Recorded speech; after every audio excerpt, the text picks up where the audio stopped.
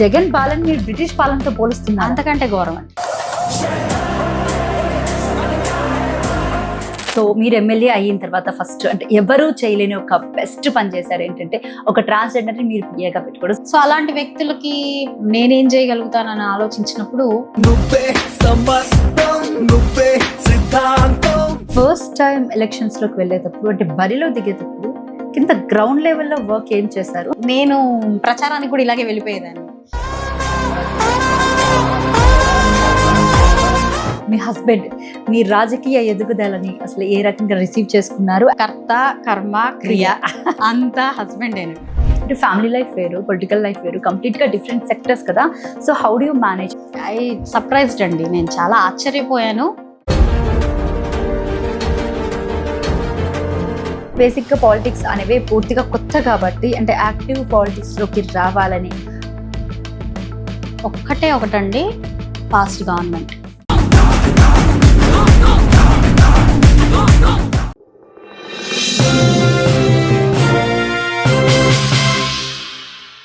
నమస్తే, welcome to Andhraprabha TV. ప్రస్తుతం మనతో పాటు ఉన్నారు గుంటూరు వెస్ట్ ఎమ్మెల్యే గల్లా మాధవి గారు. ఆవిడతో మాట్లాడే ప్రయత్నం చేద్దాం.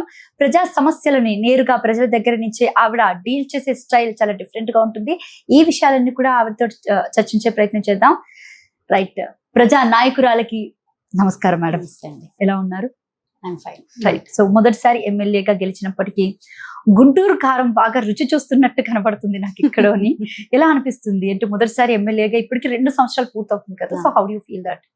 బాగుందండి. అంటే ఏ ఆస్పిరేషన్ తో అయితే పాలిటిక్స్ లోకి రావడం జరిగిందో దాన్ని రెగ్యులర్ గా రోజు రోజుకి ఫుల్ఫిల్ చేసుకుంటూ వెళ్తూ ఉన్నాము. నిత్యం ప్రజలతో ఉంటూ వాళ్ళ సమస్యల పరిష్కారం దిశగా అడుగులు వేయాలి అనుకొని రాజకీయంలోకి రావడం జరిగింది.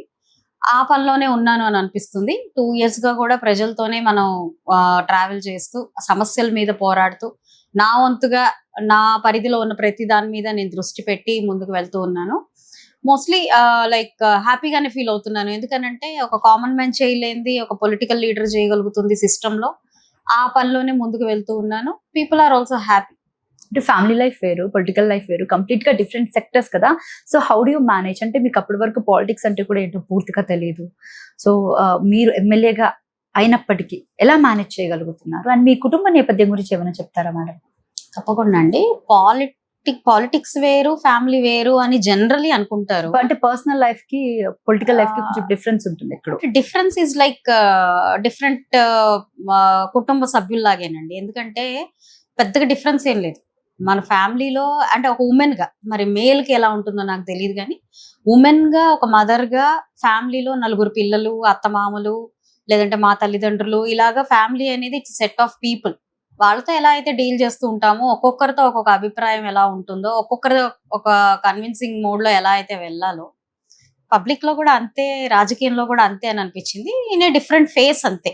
రాజకీయం అనేది ఒక డిఫరెంట్ ఫేస్. ఇక్కడ ఏంటంటే కొంచెం ప్రో యాక్టివ్ గా కుటుంబంలో కూడా సమస్యలు వస్తూ ఉంటాయి, మనం పరిష్కరిస్తూ ఉండాలి, అడ్రస్ చేస్తూ ఉండాలి, నచ్చజెప్పే దగ్గర నచ్చజెప్పాలి, భయపెట్టే దగ్గర భయపెట్టాలి, ఎలా వెళ్ళాలి ఆ సమస్య మీద అన్న దాని ప్రకారం ఏ వ్యక్తితో ఎలాగ, చిన్నపిల్లలతో ఒకలా మాట్లాడాలి, పెద్దలతో ఒకలా మాట్లాడాలి, ఎలా అయితే కుటుంబం ఉంటుందో ఇది పెద్ద కుటుంబం. సమాజం అనేది ఒక పెద్ద కుటుంబం లాంటిదే. Same as it is, same problems, same thing అవే కనిపించాయి నాకు. పెద్ద డిఫరెన్స్ గా అయితే ఏమీ లేదు. ఇక కుటుంబ నేపథ్యం అంటే మేము మా 3 పిల్లలము, అమ్మ నాన్న. అయితే పేరెంట్స్ లేరు యాక్చువల్ గా ఇప్పుడు. లాస్ట్ అండి, మా మదర్ 2013 లో చనిపోయారండి. మా ఫాదర్ వచ్చేసి 18 లో చనిపోయారు. సో ఇప్పుడు ప్రస్తుతానికి పేరెంట్స్ లేరు. నేను పెద్దమ్మాయిని మా ఇంట్లో. మా తమ్ముడు, మా చెల్లి ప్లాస్టిక్ సర్జరీను కాశ్మీర్ లో చేస్తుంది. మా తమ్ముడు కూడా బిజినెస్ ఇక్కడే గుంటూరులో ఉంటాడు. So we're happy, settled. అలాగా ముందుకు వెళ్తూ ఉన్నాము.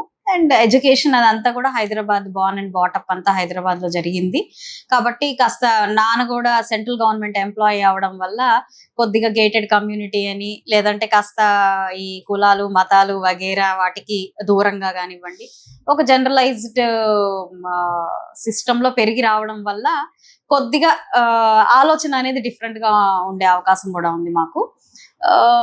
హైదరాబాద్ లో గచ్చిబౌలిలో మాకు క్వార్టర్స్ ఇచ్చారు. అంటే గవర్నమెంట్ ఎంప్లాయ్ కాబట్టి మా ఫాదర్. మా బాల్యం అంతా కూడా అక్కడే జరిగింది. పెళ్లి అవడం నా ఫస్ట్ చైల్డ్ దాకా కూడా మేము అక్కడే ఉండడం జరిగింది. So education everything Telangana, Hyderabad లోనే జరిగింది. అంటే నార్మల్ హౌస్ వైఫ్ గా ఉండే మీరు ఇప్పుడు గుంటూరు వెస్ట్ ఎమ్మెల్యేగా పోటీ చేసేటప్పుడు ఫ్యామిలీ సపోర్ట్ ఏ రకంగా ఉండేది మ్యామ్? అంటే టు బీ ఫ్రాంక్ అండి, యాక్చువల్ గా politics was not my cup of tea actually. నేను అది ఎక్స్పెక్ట్ చేయలేదు. సివిల్ సర్వెంట్ అవ్వాలని అనుకున్నాను, అడ్మినిస్ట్రేషన్ లోకి వెళ్ళాలనుకున్నాను. That is my motto actually. I'm seeing మీ వాయిస్ లో, మీ వే ఆఫ్ స్టైల్లో నాకు అక్కడ క్లియర్ గా కనబడుతుంది. అంటే బీయింగ్ ఒక సివిల్ సర్వెంట్ కి ఉండాల్సినటువంటి క్వాలిటీస్ మీలో క్లియర్ గా కనబడుతుంది నాకు అది. So that was my actual ambition was.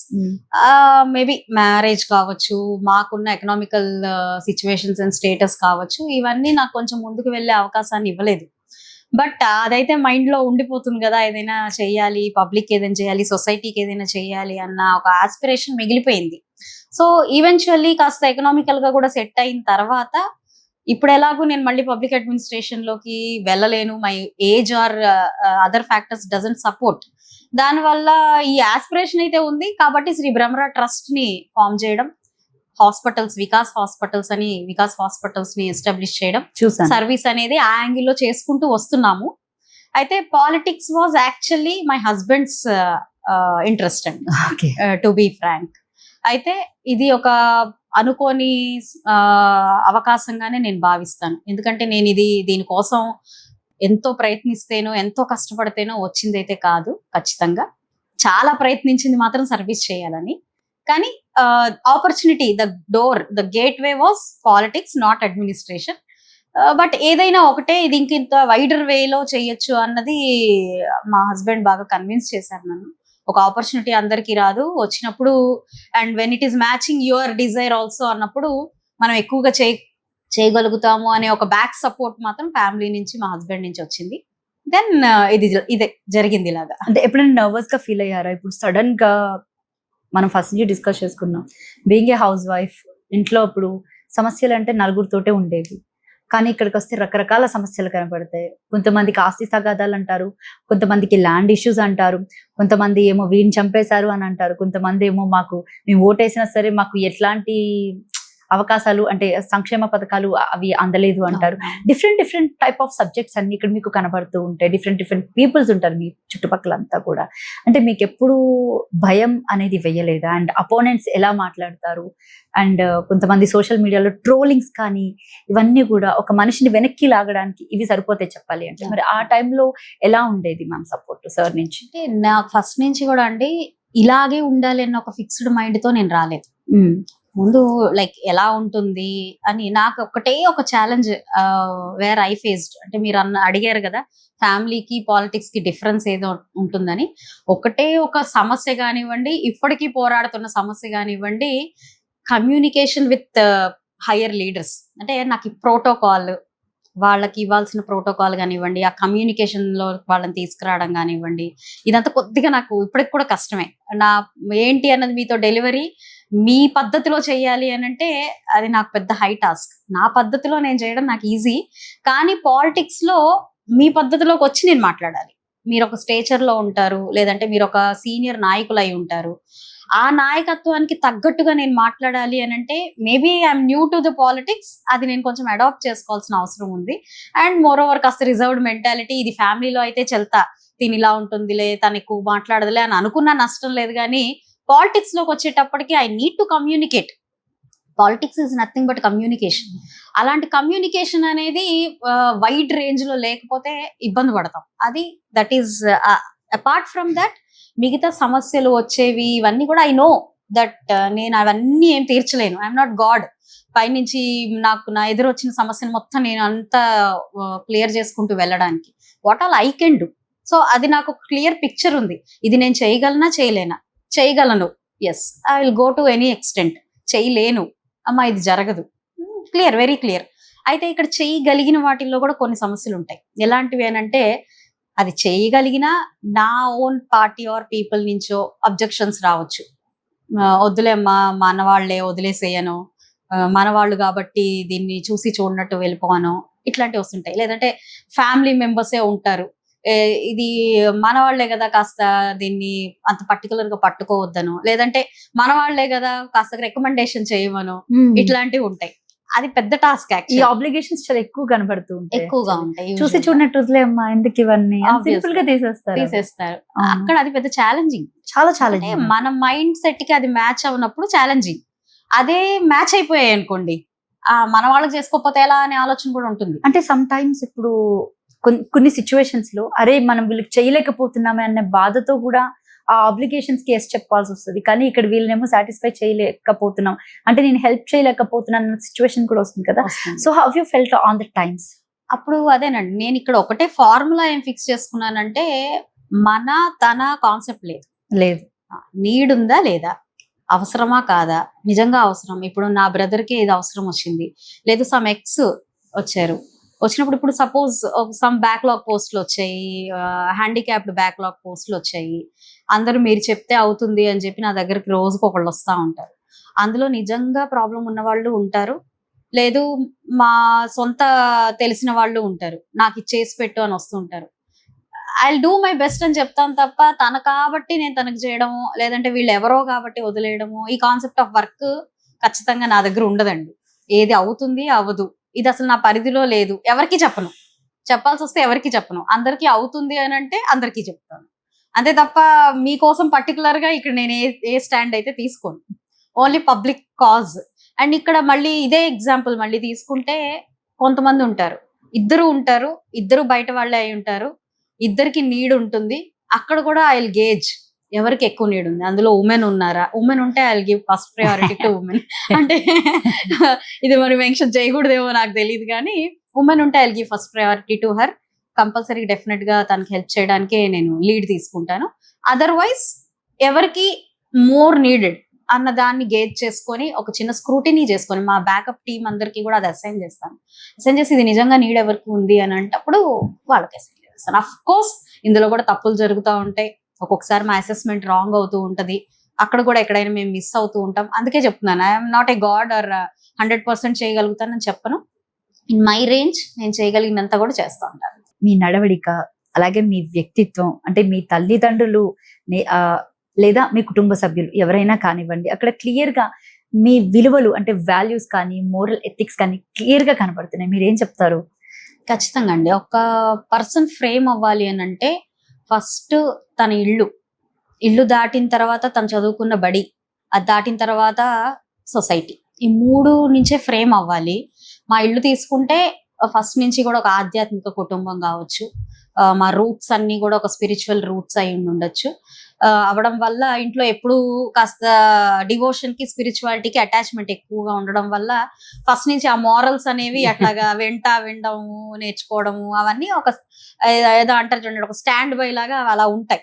At the same time మా పేరెంటింగ్ కూడా ఎప్పుడు కూడా వాల్యూస్, మిడిల్ క్లాస్ ఫ్యామిలీ అవడం వల్ల అయి ఉండొచ్చు. మా ఇంట్లో కూడా మా నాన్న ఒక్కరే చదువుకున్న వాళ్ళు, మిగతా వాళ్ళందరూ కూడా ఏదో ఒక పని, చిన్న చిన్న పనులు చేసుకుంటూ ఒక వాషర్మెన్ కమ్యూనిటీ నుంచి రావడం వల్ల ఆ కమ్యూనిటీ వర్క్స్ లో వాళ్ళు ఎప్పుడూ ఉండడము. మా నాయనమ్మకి 8 మంది సంతానంలో మా నాన్న ఒక్కరే చదువుకున్న వాళ్ళు. అంటే ఆ చదువు గురించిన వాల్యూ ఆనాడే ఆయనకు అందించిన వాళ్ళు నిజంగా ఈ రోజు నేను నమస్కరించాలి. ఎందుకంటే ఆయనకు ఆ ఉద్దేశం లేకపోతే బహుశా మేము కూడా మా కజిన్స్ లాగా ఉండేవాళ్ళమేమో. బట్ ఎవరైతే ఆయనకు ఆ మైండ్ సెట్ క్రియేట్ చేస్తున్నారో ఆయనకి ఈ సందర్భంగా నిజంగా నేను I respect him with due respect, gratitude తో నేను వారికి నమస్కరిస్తున్నాను. మా ఫాదర్ కూడా చదువు ఇంపార్టెన్స్ ఆయనకి చాలా ఉండేది. ఒక సాధారణమైన ఒక గవర్నమెంట్ ఎంప్లాయీ ఆయన. ఎంత గవర్నమెంట్ ఎంప్లాయీ అయినా చదివించడం అనేది, ఇష్టం వచ్చింది చదివించడం అనేది ఈజీ కాదు. ఈరోజు మా సిస్టర్ ఒక డాక్టర్ చదివించడం అంటే అదేం ఈజీ కాదు. అప్పటి నుంచి కూడా ఇల్లు సస్టైన్ అవడమే చాలా గొప్ప విషయం. క్వార్టర్స్ లో ఉంటూ మేము వచ్చిన జీతాన్ని చాలా జాగ్రత్తగా చేసుకుంటూ, అంటే చిన్నప్పటి నుంచి వారి కష్టాన్ని చూస్తూ పెరిగాము. మా మదర్ కోఆర్డినేషన్, ఫాదర్ కోఆర్డినేషన్ ఇద్దరు చక్కగా, దానికి తోడు ఎక్కడ ఏదో ఒక లోటుతో మేము ఎక్కడ పెరగలేదు.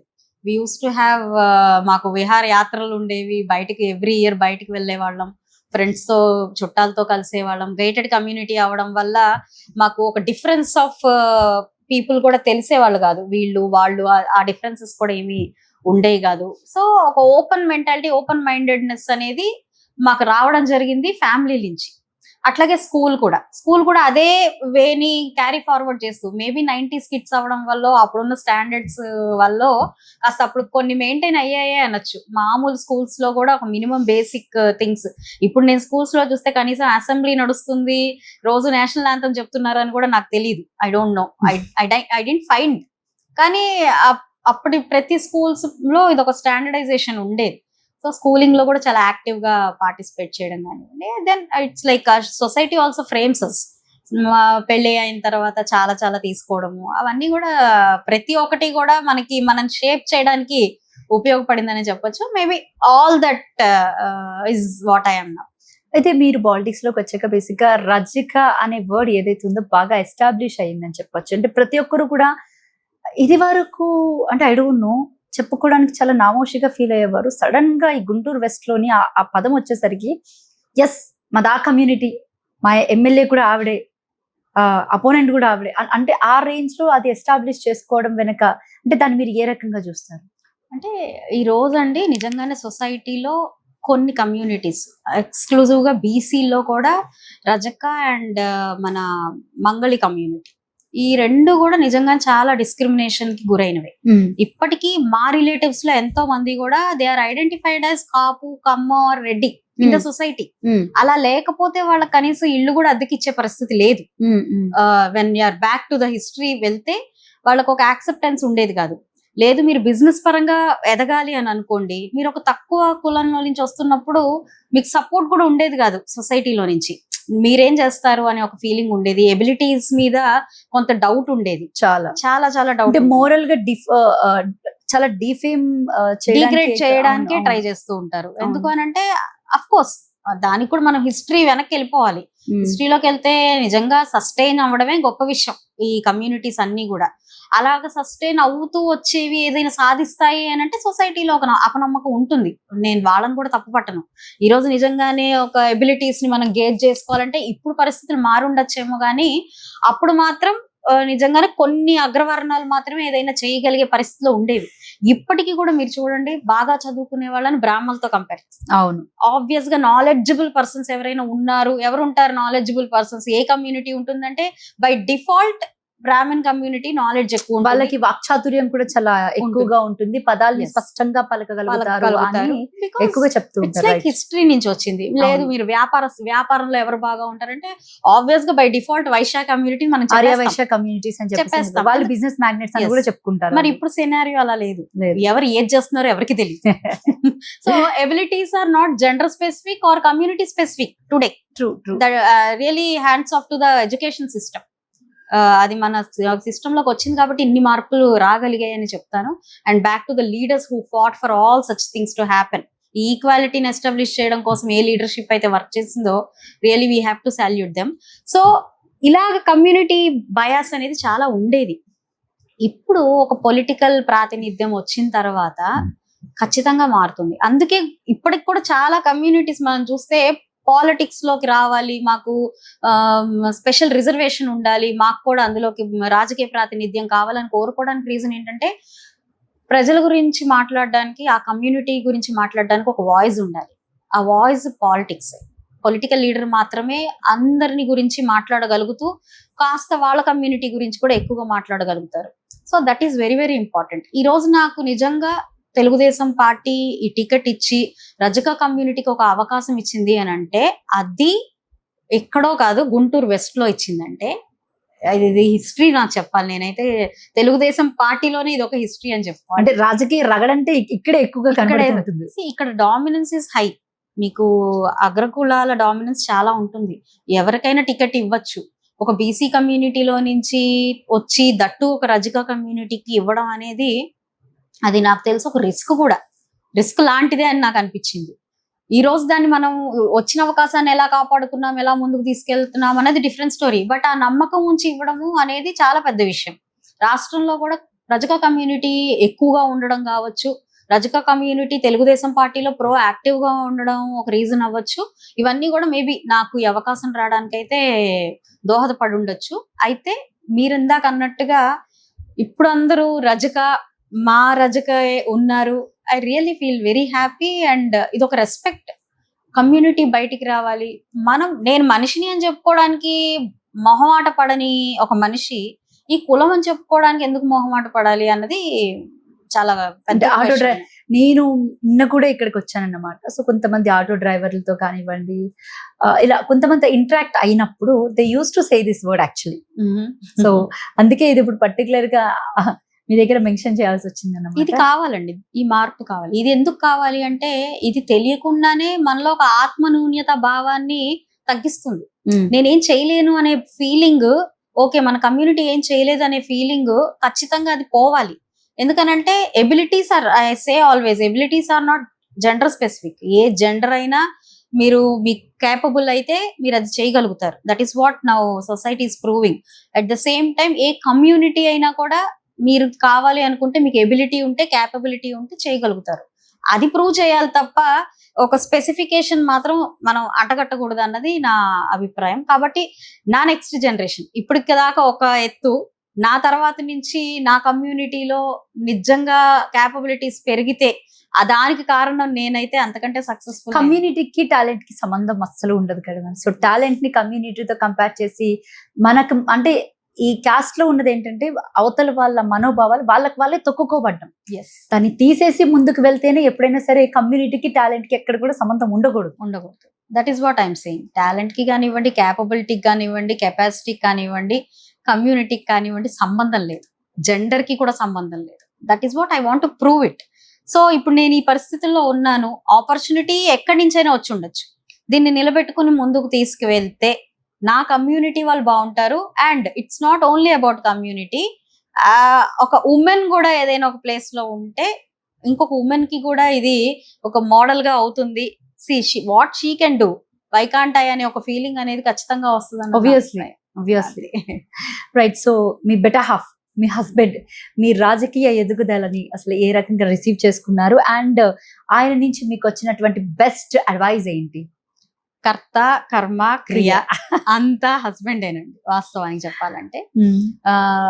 ఇందాక నేను మీకు చెప్పాను, the idea is the basic idea of coming in to the politics is మా హస్బెండే. వచ్చిన తర్వాత నుంచి కూడా నన్ను భయపడ్డారు ఆయన. ఎలా అంటే స్ట్రైట్ ఫార్వర్డ్నెస్ ఎక్కువ ఉంటుంది. మీరు ఇందాక అన్నట్టుగా నా మాటల్లో ఒక ఆఫీసర్ కనపడుతున్నారు అన్నారు. అవును, నిజంగా. సో అది పనికిరాదు పాలిటిక్స్ లో అన్నది ఆయన బలమైన నమ్మకం. ఇంత స్ట్రైట్ ఫార్వర్డ్ గా ఏదో అనుకున్నది చెప్పేయడము, కాస్త మనకి ఆ లౌక్యం లేకపోవడం అనేది ఇబ్బంది పడతాం మనం అని చెప్పేవారు. అలాంటి సలహాలు ఇస్తూ ఉండేవాళ్ళు, కరెక్ట్ చేస్తూ ఉండేవాళ్ళు. ఎక్కడైనా మనకి లీడర్స్ మాట్లాడుతున్నప్పుడు ఏదన్నా అనుకున్నది వెంటనే మాట్లాడే అలవాటు ఉండేది. ఇది కాదన్నా, అట్లా కుదరదన్నా, అలా చెప్పే పద్ధతి ఉండేది నా దగ్గర. అది that is where he use to fear. Politics లో అలా ఉండకూడదు, కొంచెం మనం సోషల్ గా మూవ్ అయ్యే పరిస్థితి ఎక్కువ ఉండాలి, దాన్ని డిఫరెంట్ గా అర్థం చేసుకునే పరిస్థితి ఉంటుంది. కాబట్టి నీ ఇంటెన్షన్ కరెక్ట్ అయినా కూడా ప్రొజెక్షన్ రాంగ్ గా ఉంటే అది వేరేగా వెళ్తుంది. ఆఫీసర్ ఇంటెన్షన్ ఎలా ఉన్నా, ప్రొజెక్షన్ ఎలా ఉన్నా కుछ ఫరక్ నై పడతా. దీనికి మాత్రం చాలా needed. Your face is very much important అని చెప్తా ఉంటారు. ఇప్పటికి కూడా అప్పుడప్పుడు ఆ కరెక్షన్స్ చేస్తా ఉంటారు. హ్యూజ్ సపోర్ట్ అండి. ఎందుకంటే ఇక్కడ ఇలాగ కొత్తగా వచ్చి, అది ఉమెన్ పాలిటిక్స్ లోకి వచ్చి, అది ఒక వెనకబడిన కులంలో నుంచి వచ్చి పీపుల్ యాక్సెప్ట్ చేయాలి అంటే ఇక్కడ ఇద్దరం వర్క్ చేయాలి, ప్యారలల్ గా ఒక కమ్యూనికేషన్ తో చేయాలి. సో ఎక్కడ నేను ఇది హ్యాండిల్ చేయలేను అని అనిపిస్తే దేర్ హీల్ కమ్. అది ఎక్కువ శాతం కమ్యూనికేషన్ లో ఉంటుంది. అంటే బేసిక్ రాజకీయాలకు ఒకసారి మనం అతీతంగా మాట్లాడుకుంటే గనక విమెన్ అనేది మీరు అన్నారు, ఇప్పుడు వెనకబడిన కులం నుంచి రావడం కానివ్వండి, లేకపోతే ఒక ఆడపిల్ల ఫస్ట్ టైం పాలిటిక్స్, ఇవన్నీ ఒక ఎత్తు అయితే ట్రోల్స్ చేస్తారు, క్యారెక్టర్ అసాసినేట్ చేస్తారు, అండ్ మోర్ ఓవర్ చాలా అంటే డౌన్ చేసేస్తారు. ఇప్పుడు విమెన్ ఎక్కడ వెనకబడుతుందంటే క్యారెక్టర్ అసాసినేట్ చేస్తే మాత్రం తక్కువ, ఎవరు తట్టుకోలేరు. నేను ఇందాక అన్నాను రాజకీయాలకి అతీతంగా అని. మీరు చూసుంటారు పాపం వైసీపీ నాయకులు మీ అపోనెంట్ ని కూడా చాలా వరకు క్యారెక్టర్ అసాసినేట్ చేశారు. So how do you felt when some womens are getting those things అలా అన్నప్పుడు? అండ్ ట్రోల్స్ చేసే వాళ్ళకి మారాలండి.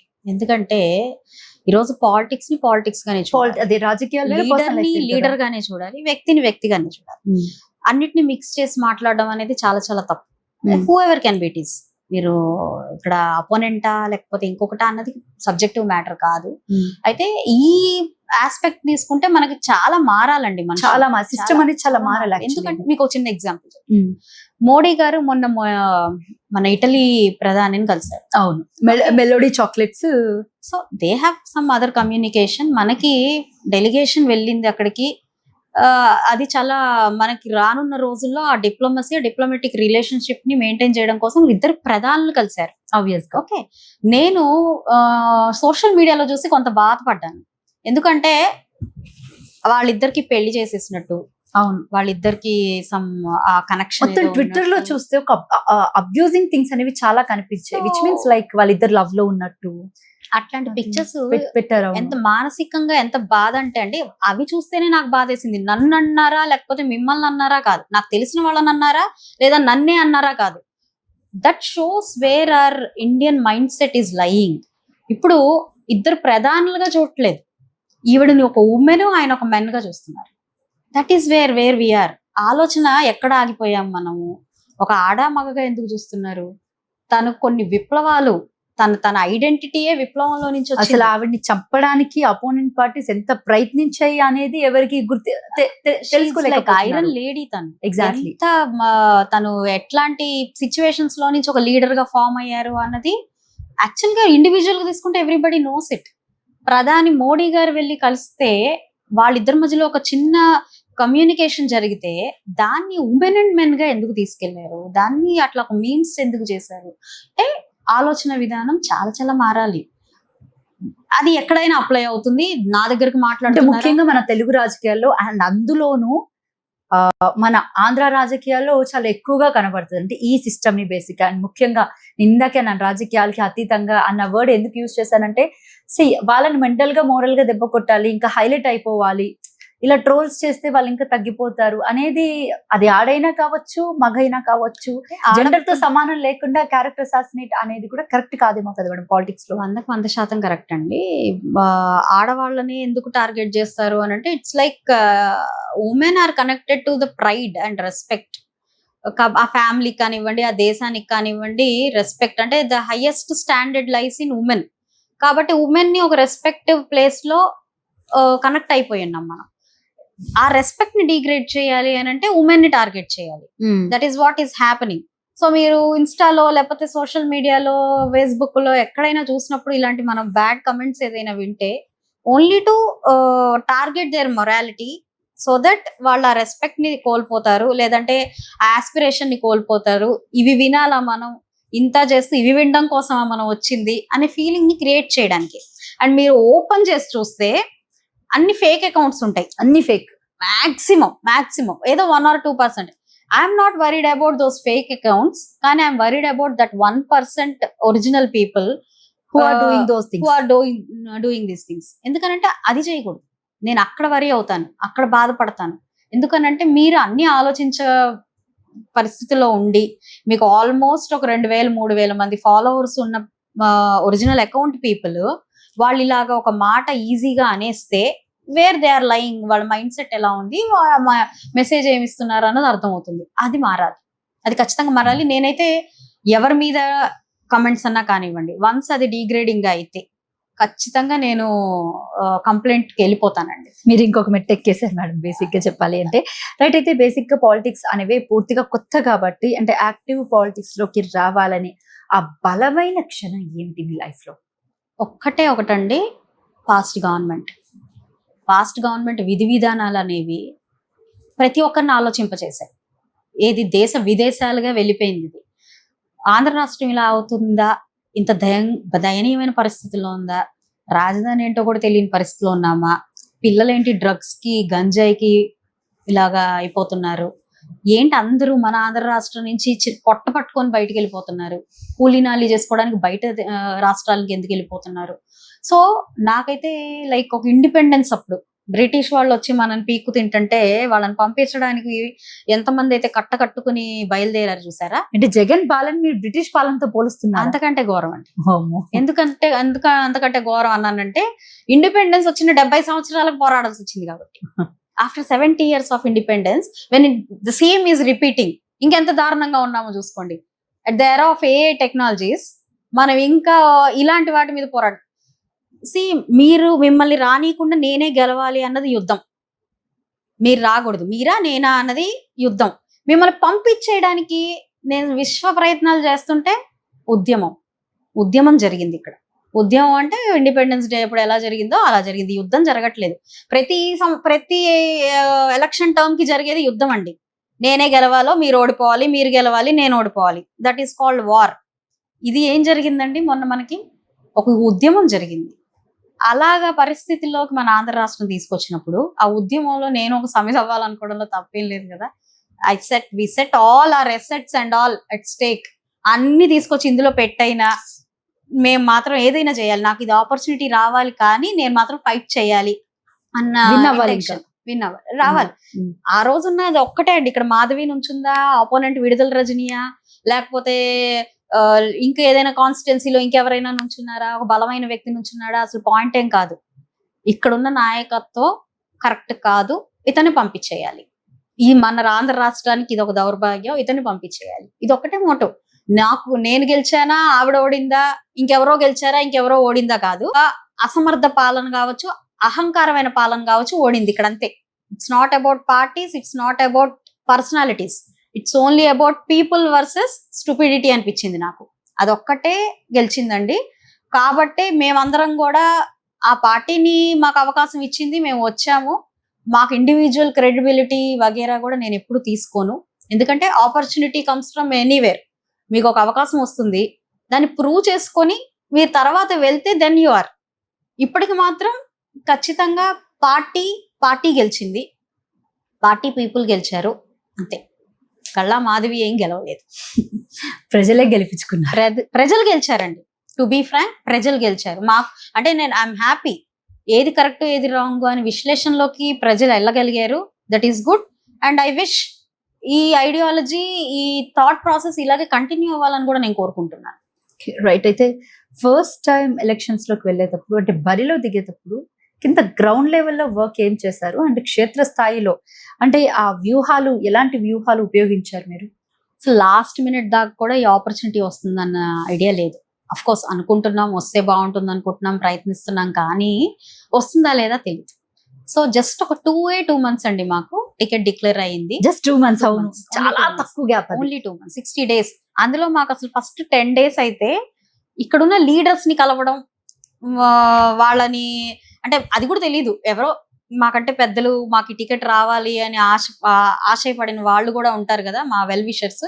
వాళ్ళు చెప్పడం, వాళ్ళని కలవండి, వీళ్ళని కలవండి, వీళ్ళు లాస్ట్ లో ముందు పార్టిసిపేట్ చేసిన వాళ్ళు, లేదంటే ఈ పాస్ట్ 5 years వీళ్ళే లీడ్ చేసిన వాళ్ళు, లేదంటే వీళ్ళు సొసైటీలో ప్రామినెంట్ పర్సన్స్, లేదంటే పార్టీలో వీళ్ళు చాలా అట్లాగా. మేము అసలు అలాంటి వాళ్ళు ఎంతమంది ఉన్నారో లిస్ట్ చేసుకొని వాళ్ళందరికీ వెళ్ళి పుష్పగుచ్చాలు ఇచ్చి మమ్మల్ని యాక్సెప్ట్ చేయండి, లేదంటే మాకు సహకరించండి అని చెప్పడానికే 10 రోజులు పోయింది.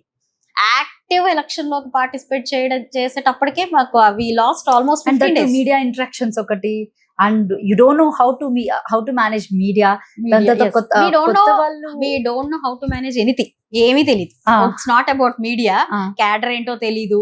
ఇక్కడ ఏంటండి మాకు ఈవెన్ నియోజకవర్గాల్లో ఎన్ని డివిజన్స్ ఉన్నాయి, ఎన్ని వర్డ్స్ ఉన్నాయి, ఎన్ని wards we don't even know about what is the map of this constituency that time.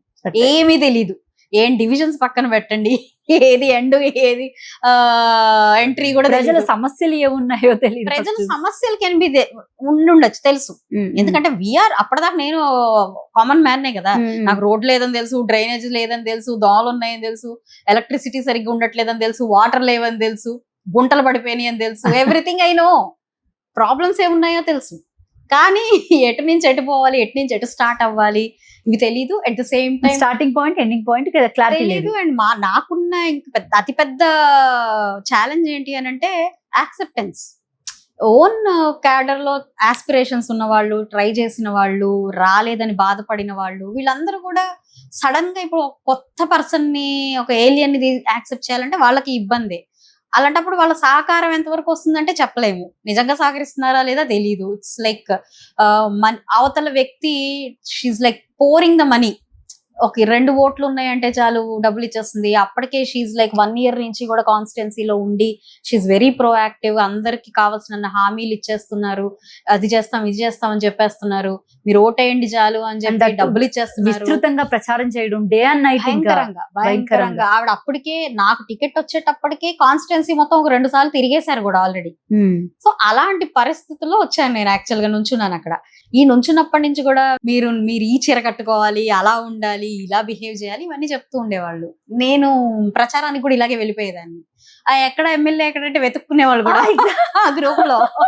ఈవిడే ఎమ్మెల్యే, ఈవిడే క్యాండిడేట్. ఓహో మీరా, సరే. ఏదన్నా నేను మాట్లాడిన తర్వాత they use to change their opinion. First look మాత్రం ముందు ఎక్కడుంది ఆవిడ, నన్ను క్యాడర్ కూడా నన్ను కూడా దాటేసి వాళ్ళు వెళ్ళిపోతా ఉండేవాళ్ళు ముందుకి. లైక్ ఒక 10 days ఎలా ఉండేదంటే ఏం అర్థమయ్యేది కాదు. దాని తర్వాత ఇది ఇలా కాదు. అప్పటికి మాకు యాక్టివ్ గా 1 month ఉందండి. ఈ 1 month ఇలాగే సరిపోయింది. వాళ్ళు లీడర్స్ చెప్పిన వైపుకి మేము పరిగెత్తడం, ఇటు వెళ్ళి ఆ ఇంటి ముందు ఇవ్వాలి అంటే అలా ఇవ్వడం, ఇలా ఇవ్వడం, ఇదంతా చేసాం. 1 month లో కంప్లీట్ గా ఇట్లా కాదు అని చెప్పి ఒక ప్లాన్ గీసుకొని నేను చెప్పాను లోకేష్ అన్నకి, అన్న సంథింగ్ ఈజ్ గోయింగ్ రాంగ్, ఇక్కడ ఏదో సరిగ్గా జరగట్లేదు. వాళ్ళ టీంని ఆయన కూడా పెట్టి వాళ్ళు అండర్ గ్రౌండ్ లో చాలా వర్క్ చేశారు. ఏం జరుగుతుంది ఏంటి అనేది ఎవ్రీ మినిట్ టు మినిట్ మాకు ఇన్ఫర్మేషన్ ఇస్తూ, కరెక్ట్ దేర్ అక్కడ అలా ఉంది, కరెక్ట్ దేర్ ఇక్కడ ఎలా ఉంది అని చెప్తా ఉండేవాళ్ళు. దాన్ని మేము ఒక పక్కన కరెక్ట్ చేసుకుంటూ మా ఒక బిజినెస్ లో ఉన్న టీమును మొత్తం, marketing, we're blessed with huge good marketing team అండి. ఆ టీంను మొత్తం కూడా దింపాం. అందరికి ఈ క్యాడర్ తో పాటు ఆ టీమ్ కూడా ఒక మెంబర్ కి ఇచ్చేసాం. ఈ మా కమ్యూనిటీలో ఉమెన్ అందరిని పిలిచాను. మాకు తెలిసిన ఉమెన్, మా రిలేటివ్స్ అందరు ఉమెన్ అందరిని పిలిచాం. అందరిని పిలిచి డబ్బాలో 26 డివిజన్స్ చిట్టీలు వేసేసాం. ఎవరికి ఏ చిట్టి వస్తే ఆ గ్రూపు ఆ వార్డుకి వెళ్తుంది. నేను వాళ్ళ సిస్టర్ని, నేను వాళ్ళ పిన్నిని, నేను వాళ్ళ అక్కని, వదిన ఎవ్రీథింగ్, నేను వాళ్ళ రిలేటివ్ ని, ఆవిడ పక్క లైన్ లో ఉన్నారు, పక్కింట్లో ఉన్నారు, నేను మీకోసం వచ్చాను ఇలా చెప్పండి, నేను పక్కనే ఉన్నానని చెప్పండి. బికాస్ టైం లేదండి, 26 డివిజన్లు తిరగాలి నేను. Hectic, actually very hectic. 26 డివిజన్లు తిరగాలి, కమ్యూనిటీ మీటింగ్స్ అన్ని ఆర్గనైజ్ చేసుకోవాలి. మాకున్న అదృష్టం మరి ఒకటేసారి కలిసే ఒక బంపర్ బొనాన్జా అంటారా, ఇఫ్తార్ విందులు, అదే టైంలో రంజాన్. సో ఎన్ని యాక్టివిటీస్ అంటే ఆ యాక్టివిటీస్ చేసుకోవాలి, డోర్ టు డోర్ చేయాలి. సో ఈ డోర్ టు డోర్ కి పెద్దగా టైం అనేది నాకు ఉండేది కాదు. అందుకని ఈ ఉమెన్ టీమ్ మొత్తం కూడా వాళ్ళకి అసైన్ చేసేసి ఉమెన్ ని పంపించేసాను. ఉమెన్ అయితే మీరు ఏ పార్టీ వాళ్ళైనా వెళ్ళిపోనలేరు, కాదనలేరు, తిట్టలేరు. So I just requested all of them. Women played a prominent role in my election అండి. అండ్ ఇక అస్సలు సిస్సలైన ఆన్ ద ఎలక్షన్ డే మాత్రం కంప్లీట్ గా మా ఈ మార్కెటింగ్ టీమ్ అంతా ప్రతి ఒక్క డివిజన్ ప్రెసిడెంట్ తో, కార్పొరేటర్, అప్పుడున్న కార్పొరేటర్స్ తో అసెంబ్ల్ అయ్యి మిగతా ఆస్పెక్ట్స్ అన్ని, బ్యాక్గ్రౌండ్ ఆఫ్ ఎలక్షన్ అంతా కూడా వాళ్ళు చూడడం, ఫ్రంట్ ఫేస్ లో మేము ఉండడం. అట్లాగా కొంతమంది స్టార్ క్యాంపెయినర్స్ లాగా కొంతమందిని కూడా మాకు పార్టీ నుంచి పంపించడం. వాళ్ళతో మేము ఎలా అంటే మార్నింగ్ 4 to మళ్ళీ నైట్ 2 అయ్యేది. ఈ మధ్యలో 2 గంటలే. నేను సివిల్ సర్వీసెస్ కూడా అంతలా ప్రిపేర్ అవ్వలేదు, దీనికి ప్రిపేర్ అయితే టు బీ ఫ్రాంక్. ఒక్క 2 గంటలే పడుకోవాలి. ఈ 2 గంటలు కూడా మైండ్ అంతా కూడా ఎడిపోవాలో అన్నది ఉండదు. పొద్దున్నే ఏదో ఒక పార్క్ కి విజిట్ చేయాలి, అక్కడ వాళ్ళని కలవాలి. మళ్ళీ మధ్యాహ్నం అయ్యేటప్పటికి ఏదో ఒక లంచ్ ప్రోగ్రామ్ లో కమ్యూనిటీ కలవాలి. సాయంత్రం మళ్ళీ డోర్ టు డోర్ కలవాలి. ఎలా ఉండేది అని అంటే అసలు పిచ్చి. ఒక్కొక్కసారి నాకు మధ్యలో చిన్న గోరు పోయి అదంతా అది అలా రక్తం కారుతా ఏదో అసలు నిజంగానే ఏదో సంవిధాన రెవల్యూషన్ లో మనం ఒక ఉద్యమంలో పార్టిసిపేట్ చేస్తామని అదే అయిపోయింది నాకు ఆ రోజు. 2 months అనేవి పరిగెత్తిచ్చాం. బేసిక్ మీలాంటి క్యారెక్టరైజేషన్ ని మనం సినిమాల్లో ఎక్కువగా చూస్తుంటాము. సో ఇప్పుడు నేను రియల్ లైఫ్ లో చూస్తున్నాను అనమాట. బీయింగ్ ఒక నార్మల్ లైఫ్ నుంచి పొలిటికల్ లైఫ్ లోకి, అది కూడా ఒక 50,000 మెజారిటీతో గెయిన్ అయిన MLA. Not an easy thing ఇది. అంత అంటే ఎవరు యాక్సెప్ట్ చేయలేదు, బట్ ఇట్స్ ట్రూ. సో మీరు మాత్రం మనసులో నేను జస్ట్ నార్మల్ గా ర్యాండమ్ ప్రజల జస్ట్ ఒక ఎగ్జాంపుల్ గా తీసుకొని చెప్తున్నాను. It's like it's a common ideology, common view. అంటే ఈ ప్రెషర్ ఎక్కువ ఉండేదండి నాకు. అవును, ఇలాగే కట్టుకోవాలి, ఇదే వేసుకో. అంటే ఇప్పుడున్న జనరేషన్ కానీ ఇప్పుడున్న పాలిటిక్స్ లో ఉన్న ప్రతి leader being like this only actually. So that's why I use to question this అన్నమాట. అంటే కాదండి, యూ డోంట్ బిలీవ్, ఇక్కడ ఉన్న లేడీస్ కూడా వాళ్ళ బొటిక్స్ లో నుంచి చీరలు తెచ్చి ఇచ్చేవాళ్ళు నాకు, ఇదే కట్టుకోండి. సీరియస్లీ. Right ma'am. సో మీరు ఎమ్మెల్యే అయిన తర్వాత ఫస్ట్ అంటే ఎవరు చేయలేని ఒక బెస్ట్ పని చేశారు ఏంటంటే ఒక ట్రాన్స్జెండర్ ని మీరు పిఏగా పెట్టుకోవడం. సో హౌ డు యూ ఆ ఐడియా మీకు అసలు ఎవరు ఇచ్చారు అండ్ మీరు ఎందుకు ఆ పని చేయాల్సి వచ్చింది? అంటే ఎవరంత డేర్ చేయరు కదా first. I feel this is social responsibility అండి. మనతో పాటు మనలాగే ఉన్న వ్యక్తి, వాళ్ళని చూస్తూనే ఉంటాం రోజు. సో అలాంటి వ్యక్తులకి నేనేం చేయగలుగుతానని ఆలోచించినప్పుడు what I have done is you have seen. ఏంటంటే ఇట్స్ అ కామన్ ఫీలింగ్, ఎప్పటి నుంచో చిన్నప్పటి నుంచి చూస్తున్న ఒక కమ్యూనిటీ. అది కూడా ఎందుకు వాళ్ళు ఉన్నారు అలా ఉన్నారు అని అంటే ఎవరికి తెలీదు, వాళ్ళ పరిస్థితులు ఎవరికి తెలియదు, అసలు వాళ్ళ వాళ్ళ ఫిజికల్ థింగే ఎవరికి అర్థం కాదు, వాట్ దే ఆర్ అన్నది. సో మరి వాళ్ళ పరిస్థితి ఏంటి, ఎందుకు వాళ్ళ యాంటీ సోషల్ ఎలిమెంట్స్ గా మారుతున్నారు, హూ ఈస్ మేకింగ్ దెమ్ అని ఇవన్నీ ఆలోచిస్తే we are selves are making them. Unacceptancy, ఒకప్పుడు అన్టచబిలిటీ వల్ల ఎంత ప్రాబ్లం అయిందో మనకి, అగైన్ ద సేమ్ థింగ్. దాన్ని బట్టి మనం చాలా తీసుకున్నాం అప్పటి సొసైటీలో, ఇప్పటికీ కొన్ని అనుభవిస్తున్నాం. ఇప్పుడు అదే కమ్యూనిటీకి మనం ఒక మనిషిగా ఉండి మనిషినే యాక్సెప్ట్ చేయకపోతే అంతకంటే దయనీయ పరిస్థితి ఇంకొకటి ఉండదు. కాబట్టి ఆ ఆలోచన మనం రోజు ట్రాఫిక్ లో కార్ ఆగిన ప్రతిసారి వచ్చే ఆలోచనేనండి. ఏంటి వీళ్ళు అంటే చాలా మంది చిరాకు పడతారు, చాలా మంది యాక్సెప్ట్ చేయరు, కొంతమంది ఆలోచిస్తారు ఏంటి అని. ఆ కొంతమంది ఆలోచించే వాళ్ళలో నేను ఒకదాన్ని ఉన్నాను అని అనుకుంటున్నాను. హ్యూమన్ యాంగిల్ అయితే చాలా ఎక్కువ ఉంది మేడం. అంటే నేను ఒక్కదాన్ని అని అన్ను, చాలా మంది ఆలోచిస్తారు, అందులో నేను ఒకదాన్ని ఉన్నాను అంతే. అయితే సమాజంలో అందరూ యాక్సెప్ట్ చేసేయాలి, ఇవాళ్లే ఇదంతా జరిగిపోవాలి అని కాకుండా వాట్ ఐ కెన్ డూ, నా పరిధిలో నేనేం చేయగలను అని ఆలోచించినప్పుడు this is the best thing I can do, I have done. Right. So మొదటిసారి ఎమ్మెల్యే, అందులోనూ అధిష్టానం మీకు పోలిట్ బ్యూరో అనే సభ్యురాలుగా ఎంపిక చేశారు. సో ఆ ప్రకటన విన్నప్పుడు మీ మొదటి ఫీలింగ్ ఏంటి మ్యామ్? ఐ సర్ప్రైజ్డ్ అండి, నేను చాలా ఆశ్చర్యపోయాను.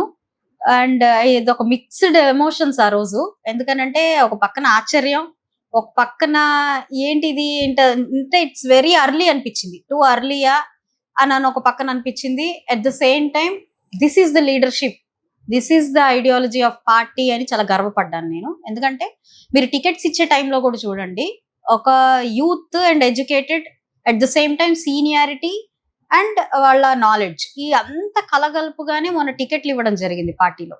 అదే పాలిట్ బ్యూరో కూడా అదే ఫార్ములా అప్లై చేశారని నాకు అనిపించింది. కార్యకర్తే అధినేత అనే ఒక నినాదం ఏదైతే ఉందో దాన్ని ముందుకు తీసుకెళ్లాలని చాలా కృతనిశ్చయమైంది party. At the same time వెనకబడిన కులాలు, బీసీ వర్గాలకి politburo member in Telugu Desam party is the highest respect. అలాంటిది సీనియారిటీలకి అండ్ అదొక అపవాదే అనుకుంటాను నేనైతే. కేవలం కమ్మ కమ్యూనిటీకి మాత్రమే ఎక్కువ శాతం అవకాశం ఇస్తుంది పాలిట్ బ్యూరోలో అనే ఒక అపవాదం ఉంది. అయితే అది ఈరోజు కంప్లీట్ గా దాన్ని అరెస్ట్ చేసేసినట్టే నాకు అనిపిస్తుంది. అది అరెస్ట్ చేయడానికి కూడా ఈ యొక్క ఫార్ములాని తీసుకున్నారు. That is the leadership of Nara Lokesh గారు అని నాకు అనిపించింది. రైట్. అయితే సీనియర్ నాయకులు ఉండే పోలిట్ బ్యూరోలో ఒక నూతన ఎమ్మెల్యేగా మీ గలాన్ని అసలు ఏ విధంగా వినిపించబోతున్నారు? ఈరోజు సీనియారిటీల అనుభవం ఎలాంటిదో, ఎంత అవసరమో, కొత్తగా వచ్చే వాళ్ళ ఎనర్జీ కూడా అంతే అవసరం అండి.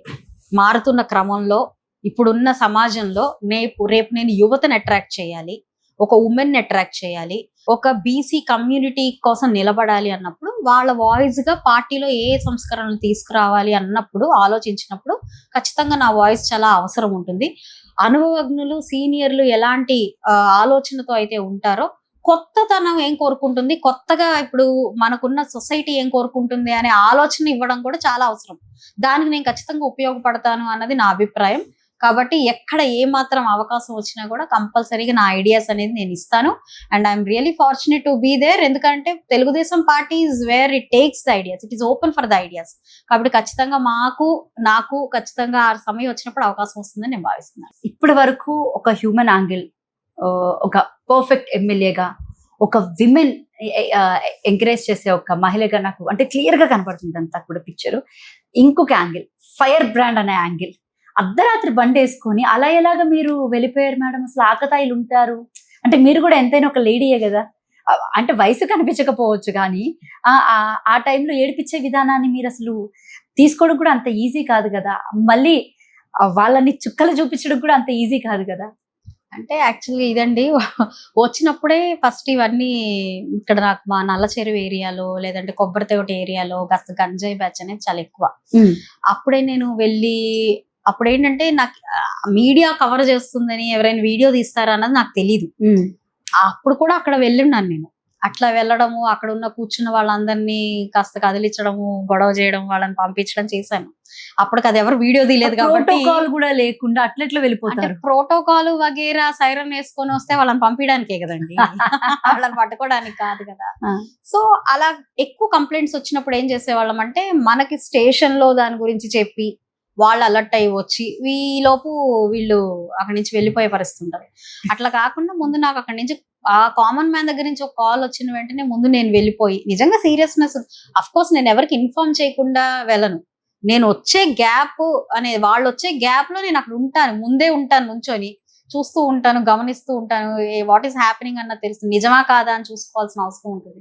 నిజమే అని అన్నప్పుడు ఖచ్చితంగా I will alert all the people who are around me. And also నేను అట్లనే ఈ రెడ్డి కాలేజ్ లో వెళ్ళినప్పుడు కూడా వెళ్ళిపోయాను. ఫస్ట్ ఏదో పక్కన ఒక ఫంక్షన్ జరుగుతూ స్కూల్ కి వచ్చి ఇలా జరుగుతుందని కంప్లైంట్ ఇస్తే అక్కడికి వెళ్ళాను.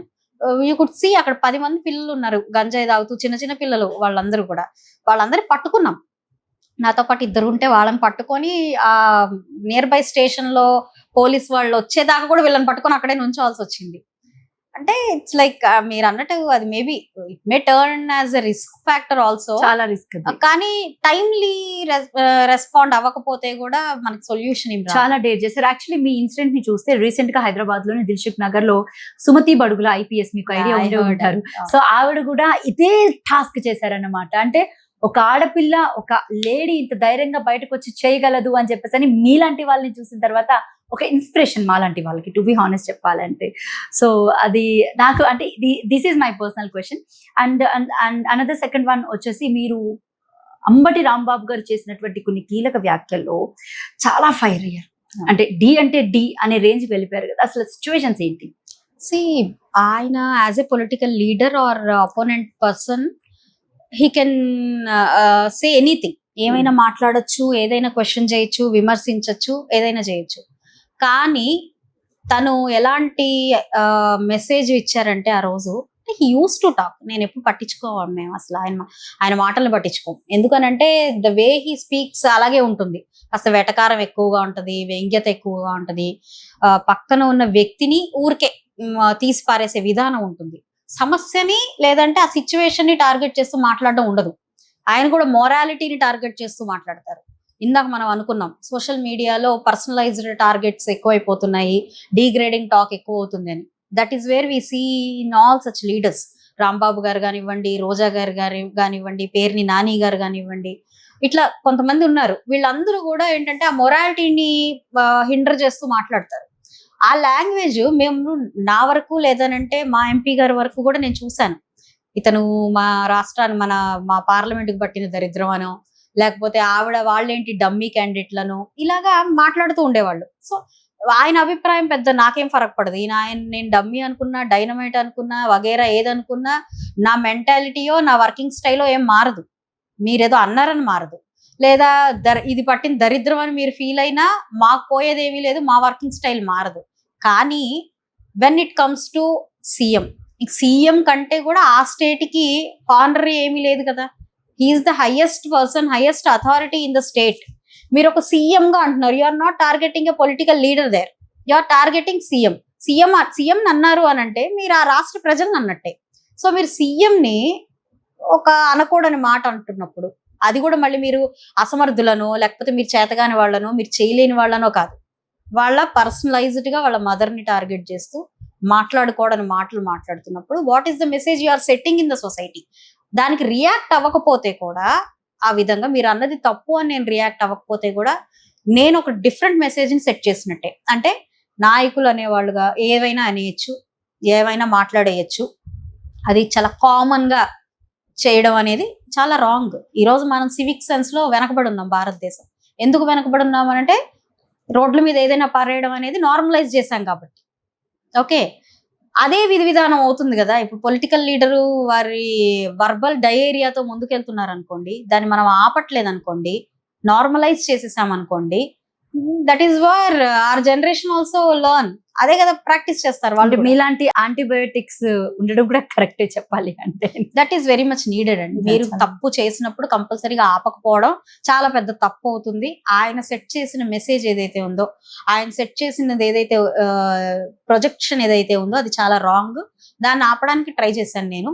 తర్వాత it went in different way, that is different thing. But what my intention was to stop him. నాకు ఆయన దగ్గర నుంచి సారీ ఎక్స్పెక్ట్ చేశాను. సారీ నాకు కాదు, for the people of the state, వాళ్ళకి సారీ చెప్పాలి. ఎందుకనంటే మీరు తెలియకుండానే మీకున్న ఇమ్మెచ్యూరిటీ వల్ల మీరు నెక్స్ట్ జనరేషన్ ని ఒక రాంగ్ ట్రాక్ లోకి తీసుకెళ్తున్నారు. అది చాలా తప్పు. అది నేను క్వశ్చన్ చేశాను. రైట్, మీరు ఎమ్మెల్యే అయిన తర్వాత గుంటూరు వెస్ట్ నియోజకవర్గాల్లో చేసినటువంటి అభివృద్ధి కార్యక్రమాలు ఏంటి, ఇప్పటి వరకు ఏమేం చేశారు ఈ 2 ఏళ్ల కాలం పాటు? 2 ఏళ్ల కాలం నిజంగా పరిగెత్తామని చెప్పాలండి, ఇన్ డెవలప్మెంట్ ఆల్సో. ఎలా అంటే ఇక్కడ అన్ని గుంటలమయం అయిపోయింది గుంటూరు అనేది. మీరు ఎవరినైనా బయట ఎప్పటి నుంచో ఇక్కడ ఉంటున్న వాళ్ళని జస్ట్ వాళ్ళ వాయిసెస్ తీసుకుంటే యు నో ఇట్. ఎలా అంటే బయటకు అడుగు పెట్టాలంటే డైరెక్ట్ గుంటలో పడిపోవడమే కాదు. అలాంటి పరిస్థితుల్లో ఫస్ట్ పాట్ హోలింగ్ అంతా ఫిల్ చేసుకోవడం, ఎక్కడ రోడ్లు ఉండే పరిస్థితి ఉండే కదా. మెయిన్ రోడ్లన్నీ కూడా చాలా దారుణంగా ఉన్న పరిస్థితి. పోనీ వాళ్ళని రోడ్లు వెయ్యమని చెప్తే అప్పటికే బిల్లులన్నీ కూడా ఎగ్గొట్టి వాళ్ళతో వేరే పనులు చేయించుకొని వాళ్ళ బిల్లులన్నీ ఇవ్వని పరిస్థితి. వీళ్ళు మళ్ళీ వచ్చి ఇప్పుడు ఈ రోడ్లు వేయాలి, ఈ డ్రైనేజీలు వేయాలి అంటే వేసే పరిస్థితి. అట్లాగా ఆల్మోస్ట్ నా ఒక నియోజకవర్గంలో దగ్గర దగ్గర 250 crores worth of developmental works చేయడం జరిగింది. అండ్ వచ్చినప్పటి నుంచి కూడా హెల్త్ మీద, ఎడ్యుకేషన్ మీద పూర్తిగా కాన్సన్ట్రేట్ చేసి చాలా క్యాంపులు పెట్టడం జరిగింది, హెల్త్ క్యాంప్స్. చాలా మంది కూడా నిజంగా హెల్త్ పరంగా కూడా చాలా మెరుగైన వైద్యాన్ని మేము అందించడం జరిగింది. ఇంకా సిఎంఆర్ఎఫ్ అయితే almost 9 to 10 crores worth of CMRF ఇక్కడ మేము ఇప్పించడం జరిగింది. సూపర్. సీఎం రిలీఫ్ ఫండ్ ఇప్పించడం జరిగింది. అండ్ నేను ఇంకా మనకి కన్స్ట్రక్షనల్ వేస్ గా చూసుకుంటే ఒక యూపీహెచ్సిని శంకుస్థాపన చేసుకోవడం జరిగింది. అదే విధంగా చాలా వరకు రిమోట్ ఏరియాస్ అన్నిట్లో కూడా అండి మనకి డ్రైనేజ్ లో వాటర్ లైన్స్ వెళ్తూ ఉంటాయి ఇప్పుడు మొన్నటి దాకా కూడా. And that is the wear వాళ్ళ టర్మ్ లో విడుదల రజనీ గారు హెల్త్ మినిస్టర్ గా ఉన్నప్పుడు కూడా ఇక్కడే అలాగా పైపులన్నీ కూడా డ్రైనేజ్ లో ఉండడం వల్ల కంటామినేషన్ అయ్యి పిల్లలందరూ కూడా ఇబ్బంది పడి 2-3 చనిపోవడం కూడా జరిగింది. అప్పుడు కూడా దాన్ని సీరియస్ గా తీసుకున్న పరిస్థితులు లేవు. మనం వచ్చిన తర్వాత ఆ పైప్ లైన్ సిస్టమ్ మొత్తం కూడా మార్చడం జరిగింది. అట్లాగే ఇక్కడ 2 వాటర్ ట్యాంక్స్ ని ఇక్కడ మనకి ఎక్కడ టెయిల్ ఎండ్ ఏరియాస్ కూడా వాటర్ ప్రాబ్లం రాకూడదు అని 2 వాటర్ ట్యాంకర్స్ కి శంకుస్థాపన చేసుకోవడం జరిగింది. అండ్ 2 సబ్ స్టేషన్స్, అంటే ఎవ్రీ కాన్స్టిట్యుయెన్సీకి ఒక సబ్ స్టేషన్ ని పవర్ మినిస్ట్రీ మనకి శాంక్షన్ చేసినప్పుడు గుంటూరు వెస్ట్ కి నాకు 2 కావాలని చెప్పి అడిగి రిక్వెస్ట్ చేసి 2 సబ్ స్టేషన్స్ తీసుకోవడం జరిగింది. యూత్ మీద కాన్సన్ట్రేట్ చేసి జాబ్ మేళాస్ అండి, almost 8 job melas skill development government తరపు నుంచి కాకుండా నేను ఎక్స్క్లూజివ్ గా పర్టికులర్ గా పర్సనలైజ్డ్ జాబ్ మేళాస్ కండక్ట్ చేసి దాదాపుగా 2000 మెంబర్స్ కి ఎంప్లాయ్మెంట్ ఫర్ యూత్ ని క్రియేట్ చేయడం జరిగింది. Drugs awareness, no plastic awareness, ఇట్లాగా ఈ స్ట్రీట్ డాగ్స్ కనిపిస్తుంది సో మెనీ ఇష్యూస్ అండి. 1-2 అని నేనైతే అంటే పర్టికులరైజ్ చేసి చెప్పలేను కానీ we have addressed so many issues, so many real time issues మీద మేము కాన్సన్ట్రేట్ చేసాము. Almost Guntur is now a different face ఇప్పుడు చెప్పాలి అంటే. అండ్ మా ఎంపీ గారి ప్రోద్బలంతో ఇక్కడ పలకలూరు ఆరోబిక్ నిన్ననే శంకుస్థాపన చేసుకున్నాం. ఆల్రెడీ మన అరండాల్పేట శంకర్ విలాస్ ఓవర్ బ్రిడ్జ్ అనేది ఇట్స్ ఇన్ ప్రోగ్రెస్. జీజీహెచ్ లో ఎప్పుడు లేని విధంగా పెట్ స్కాన్ తీసుకురావడం, ఇవన్నీ మా ఎంపీ గారు. And 3rd phase of inner ring road, ఇలాగా అనేక విత్ ఇన్ 2 years ఇవన్నీ కూడా చేసుకోవడం జరుగుతుంది. We feel so happy. Not an easy thing. So Shri Bhramara trust నుంచి చేస్తున్నటువంటి కార్యక్రమాలు ఏంటి, ఇప్పటి వరకు ఎంతమంది పిల్లలకి సహాయం చేశారు మ్యామ్? ఆల్మోస్ట్ దాదాపుగా ఒక 50 మెంబర్స్ ఐ సపోజ్ అండి. 50 స్టూడెంట్స్ కి, దట్టు మెడికల్ స్టూడెంట్స్ కి, మరి మిగతా వేరే ఇంజనీరింగ్ వగేరా కాదు, ఎక్స్క్లూజివ్ గా మెడికల్ స్టూడెంట్స్ కి వాళ్ళకి మొత్తానికి వాళ్ళు ఇంటర్ అయిపోయిన దగ్గర నుంచి, అంటే నీట్ ఎగ్జామ్ రాసి వారు క్వాలిఫై అయిన దగ్గర నుంచి కూడా till there 4th year 5th year వరకు కూడా we're supporting with their fees, books వగేరా ఎవ్రీథింగ్ మేమే చూసుకుంటున్నాం. ఇందులో చాలా మంది పేరెంట్స్ లేని పిల్లలు ఉన్నారు, సింగిల్ పేరెంటింగ్ చైల్డ్ ఉన్నారు, ఆస్పిరేషన్స్ చాలా ఉన్నాయి. అండ్ హ్యాపెన్ టు బి చాలా మందికి మళ్ళీ మీరు ఉమెన్ సెంట్రిక్ అంటారేమో, అమ్మాయిలే ఎక్కువ ఉన్నారు. ఉమెన్ సెంట్రిక్ ఉండాలి మేడం. విమెన్ ఎంపవర్మెంట్ అనేది చాలా important. Yes, that is the reason where I'm concentrating అండి. సో ఉమెన్ ఎంపవర్మెంట్ మీద చాలా చాలా కాన్సన్ట్రేట్ చేస్తున్నాను. అప్కమింగ్ ఆలోచనలు లేదంటే ఏదైనా చేయాలన్న ఐడియాస్ కూడా చాలా ఉన్నాయి. We're working on it. Right, ఇంకా ఫైనల్ గా last and final question madam, మీ ప్రతిపక్ష పార్టీ అని చెప్పుకుంటున్నటువంటి వైసీపీ పార్టీ వాళ్ళకి మీరు చెప్తున్నటువంటి లాస్ట్ అండ్ ఫైనల్ వర్డ్ ఏంటి? అండ్ ఈ మధ్య కాలంలో అరెస్టులు ఎక్కువయ్యాయి, రెడ్ బుక్ పాలన ఒకటే నడుస్తుంది ఏపీలో, అసలు పాలనే జరగట్లేదు అనే మాటలకి మీ ఆన్సర్ ఏంటి మ్యామ్? నిద్ర లేవాలనుకుంటున్నానండి, ఇంకా నిద్రపోతున్నారేమో అనిపిస్తుంది. ఎందుకంటే రెడ్ బుక్ పాలనే చేయాలి అని అంటే వాస్తవానికి ఈ పార్టీకి నేను ఎప్పుడు చెప్తాను, ఆంధ్రప్రదేశ్ జైలు కాకుండా మనం తెలంగాణ, మన చుట్టుపక్కల ఉన్న జైలు కూడా అద్దెకి తీసుకొని వీళ్ళందరినీ పంపించాల్సి వస్తుంది. ఇఫ్ రియలీ రెడ్ బుక్ పాలన ఇస్ గోయింగ్ ఆన్. ఇక్కడ వాడు తప్పు చేసిన దానికి ప్రూవ్ చేసి ప్రాసెస్ చేసి వాళ్ళందరినీ వేయడానికి చాలా టైం, 2 years తీసుకుంటుంది. ఇంకా చాలా మంది బయట హ్యాపీగా తిరుగుతున్నారు because we're going by law. ఆ లా గనక లేకపోతే, అడ్డు రాకపోతే, నిజంగా లోకేష్ గారు రెడ్ బుక్కే నడవాలి అని అంటే ఐ టెల్ యూ, మనకి నిజంగా అక్కడున్న జైల్స్ సరిపోవండి. ఓకే, ఇంకేమీ జరగట్లేదు అని చూసుకుంటే మాత్రం నిజంగా నిద్ర కూడా కాదు, వాళ్ళు ముద్దు నిద్రలో కోమాలో ఉన్నారేమో అని చెప్పాలి.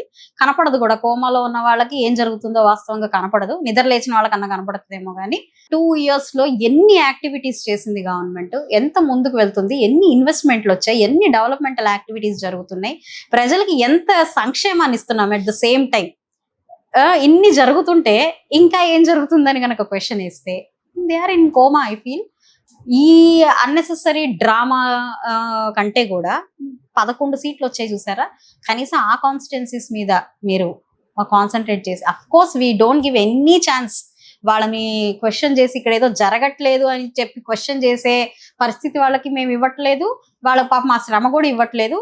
Let them enjoy there vacation.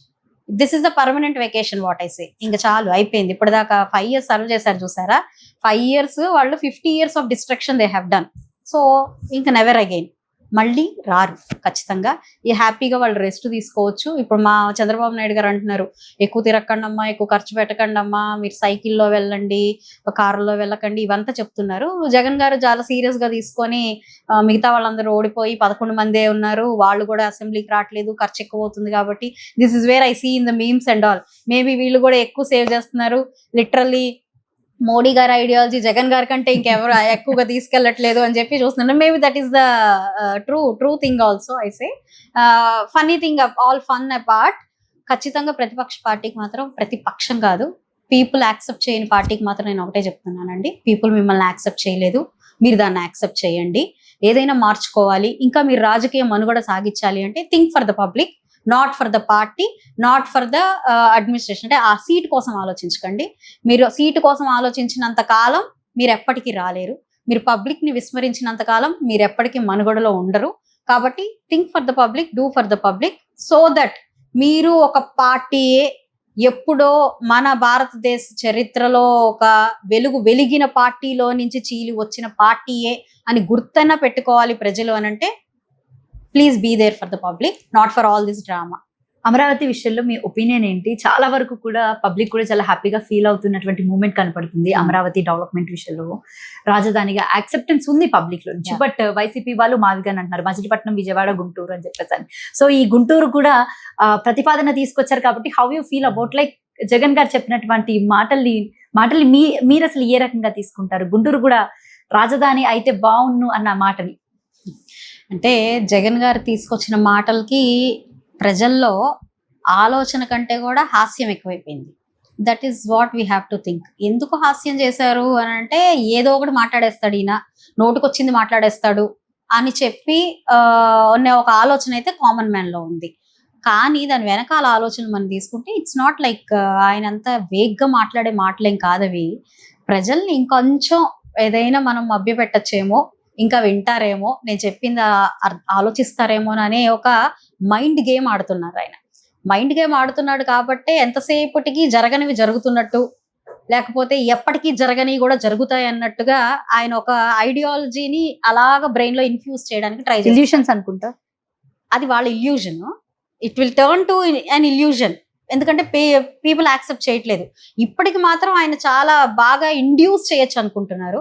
That will never happen. ఆయన అనుకునే ఆ ఇండ్యూజన్ అనేది పీపుల్ కి జరగదు. People have very strong resistance towards their ideology. అది ఆల్రెడీ చూసేసారు. వీళ్ళ ఆలోచనలు ఎలా ఉంటాయి, మాటలు ఎలా ఉంటాయి, వీళ్ళ చేతలు ఎలా ఉంటాయి, వీళ్ళ పరిపాలన ఎలా ఉంటుంది ప్రజలు చూసారు. ఇప్పుడు మీరు ఏది మాట్లాడినా కూడా ప్రజలకు ఉపయోగపడంది అయితే ఖచ్చితంగా యాక్సెప్ట్ చేయరు. మీరు పద్దాకలు ఏదో ఒకటి డైవర్ట్ చేయాలి. మీరు ఏది చేసినా అది రాంగ్ అనాలి. రేపు పొద్దున జగన్ నువ్వు పర్వాలేదయ్యా మంచివాడివి అని చంద్రబాబు నాయుడు అంటే నువ్వు నన్ను మంచివాడు ఎలా అంటావు అని ఈయనే అది తిట్టుకునే పరిస్థితిలోకి వాళ్ళు వచ్చేస్తున్నారు. అంటే ఆ నోట్లో నుంచి ఏ మాట వచ్చినా తప్పు అనే పరిస్థితికి ఒక ఫార్ములా రాసుకొని వీళ్ళు కూర్చొని మైకుల ముందు మాట్లాడితే ఖచ్చితంగా వాళ్ళకి చాలా ప్రాబ్లం అవుతుంది. నేను ఇందాకే చెప్పాను, ఎక్కడి నుంచి అయితే ఒక దేశ వైభవం, ఒక దేశంలో స్వాతంత్రం వచ్చిన ఐఎన్సి ఇండియన్ నేషనల్ కాంగ్రెస్ లో నుంచి వీళ్ళు వచ్చాము, వైఎస్ఆర్ కాంగ్రెస్ కూడా జనాలు మర్చిపోయి పిచ్చిపాటి లాగా అయిపోయేలాగా పరిస్థితి ఉంటుంది. ఆల్రెడీ ఆయన్ని అలాగే బ్రాండింగ్ చేస్తూ ఉన్నారు బయట కామన్ మ్యాన్. ఈ బ్రాండ్ నిజంగానే అది బయటికి వెళ్ళిపోయే పరిస్థితి వస్తుంది. కాబట్టి ఐ జస్ట్ ఇది రిక్వెస్ట్ అనుకోండి, వార్నింగ్ అనుకోండి, whatever, let's be with the people. ఈ అమరావతి అనేది మీరు ఊహించిన విధంగా చాలా అద్భుతంగా అవబోతూ ఉంది. మన నెక్స్ట్ జనరేషన్ ఇందులో తలెత్తుకొని ది ప్రైడ్ ఆఫ్ ఆంధ్ర లాగా ఇది మారబోతూ ఉంది. ఇందులో ఎలాంటి డౌట్ లేదు. మీరు దీని గురించి 100 మాట్లాడినా కూడా people are very clear and government is very very clear. So this is going to happen. Thank you ma'am, thank you so much ma'am. మీ విలువైన సమయాన్ని మాకు కేటాయించినందుకు. ఇది గుంటూరు కారం లాంటి ఇంటర్వ్యూ అన్నమాట. మీకు ఫుల్ ప్లెజ్డ్ గా చూస్తే బాగా అర్థమవుతుంది. Right. So Guntur west MLA Galla Madhavi గారితో ప్రత్యేక ఇంటర్వ్యూ. మరొక ఇంటర్వ్యూతో మళ్ళీ కలుద్దాం. Thank you.